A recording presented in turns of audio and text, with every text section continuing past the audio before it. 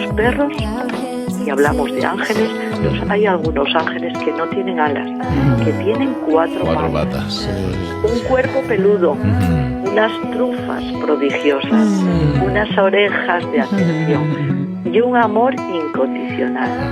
Un amor que es sin ambivalencia, sin juzgar, y siempre que podamos poner en la vida de vuestras hijas o vuestros hijos, infantes y adolescentes, un perrín, porque será vuestra vida y la de ellos más feliz y más saludable.